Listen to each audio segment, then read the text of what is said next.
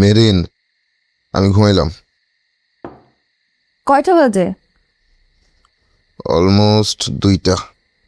তো একদম সেহারি করে তারপর ঘুমাও। সেরি খেয়ে কি করব? আমি তো রোজা রাখি না। স্বামী,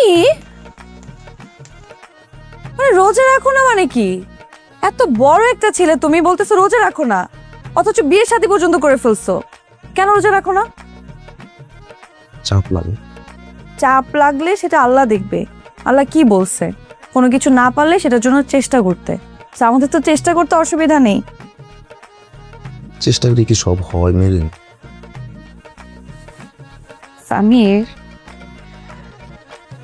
চেষ্টা করলে হয়তো জীবনের সবসময় সবকিছু হয় না, কিন্তু কিছু তো হয়। এই জন্য আমাদের চেষ্টা করতে হবে, সবকিছু বন্ধ রাখলে তো হবে না। আর সামির, আমি চাই না তুমি পারফেক্ট হও। কেউ কখনো কারোর জন্য পারফেক্ট হতে পারে না, কিন্তু শুরুটা তো করতে পারো। এই যে এখন তুমি কিন্তু আমাকে চাপে ফেলে দিচ্ছ। আমি তোমাকে একদমই চাপ দিচ্ছি না। আমি চাই আমার মানুষটার ইমান শক্ত হোক, এতে আমার ভয় কমবে। কিসের ভয়? এই যে আমরা এত দৌড়াই, দৌড়াতে দৌড়াতে যাতে আমরা আমাদেরকে হারিয়ে না ফেলি।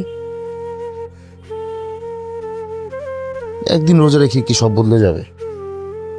একদিনে তো আর সবকিছু ঠিক হয়ে যায় না, সময় দিতে হয়। কিন্তু শুরুটা করো, এই একটা দিনই তোমাকে আল্লাহর অনেক কাছে নিয়ে যাবে। ঠিক আছে, রাখবো। প্রত্যেকটা রোজা রাখবা, একটা রোজা মিস দিবা না। সবগুলো রোজায় রাখবো। Very good. আমি সেহরি রেডি করছি। ঠিক আছে।